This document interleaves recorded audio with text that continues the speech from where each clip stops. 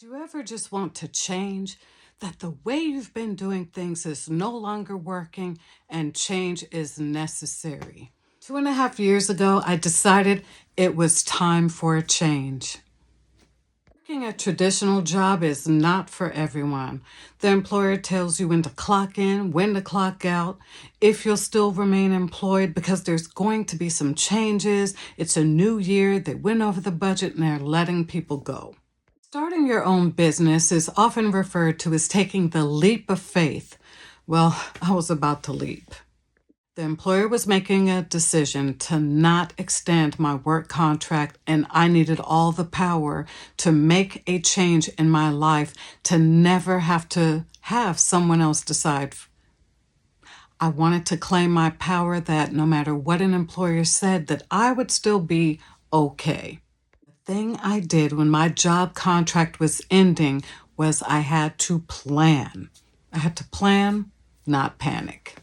I believe in my organization skills and my ability to plan, so I had to rely on myself heavily to do the things for myself that I was doing in the work environment. I came up with 3 plans. Plan A was to try to stay in that organization in the current role or in my current department. So I looked for any openings and I discussed with the leadership team, is there any way that this contract position could be extended or made permanent? Plan B was to look for jobs outside of that organization.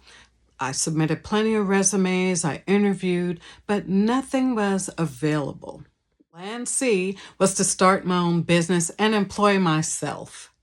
Now the table would be reversed where I had to go out and find my own clients and my own ways of making money. I knew I had to stop thinking like an employee and think more like a small business owner. I had to shift my mindset. The more I thought about it, the more I realized how much I didn't like that an employer can have the final say whether you work or not, whether they hire you, whether they keep your 40 hours or reduce you to less, whether you have benefits or not, whether you stay on when the organization goes through changes. And the more I thought about how an employer operates, I decided that I liked being a small business owner better, or at least liked the idea of it. After so much consideration, I decided to go with Plan C, which now was my Plan A, and become a small business owner. So now that being a small business owner was Plan A, I had to get rid of fear. Fear would hold me back. Fear would help me stay stuck. Fear would help me just go on this constant cycle of being someone's employee, going through changes, and finding myself looking for another job yet again. One day at work, as I was doing a report, I was listening to an audiobook, Hustle Harder, Hustle Smarter by Curtis Jackson, 50 Cent.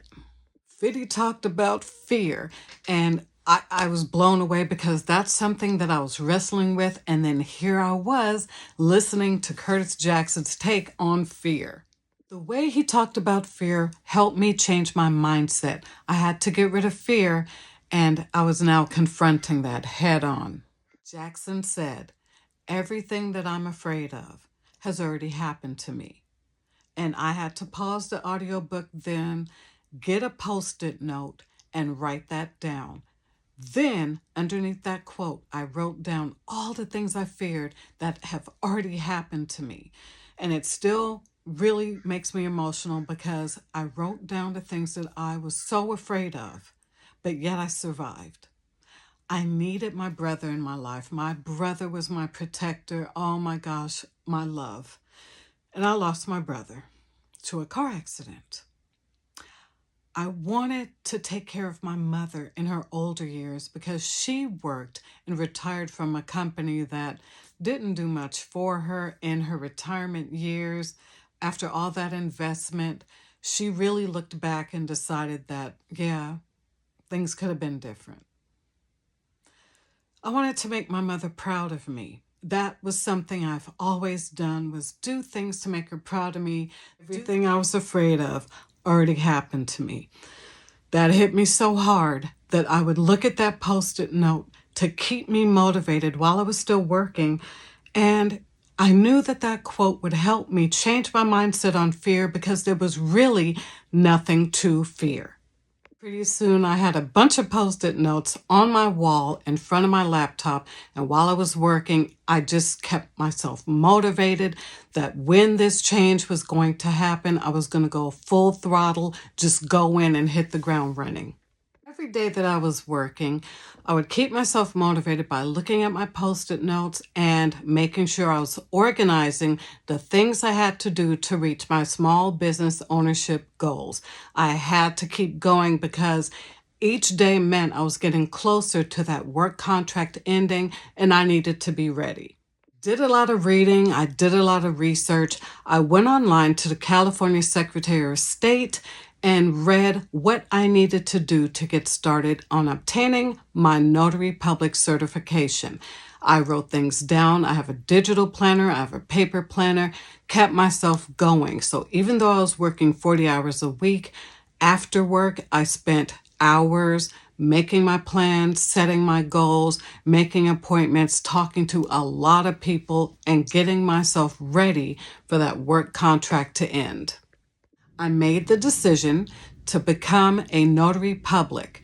How do I get started? Well, I had to start with the California Secretary of State, understanding what I needed to do to get that career started. By the time my work contract ended, I was under a lot of pressure, but I was letting go of fear, so I just embraced it, set goals every day. I put in hours after work and on the weekends, and I was gonna get there. I knew that I was going to get there. After I accepted the work that was in front of me, everything I needed to get started, I knew I was ready to take that leap.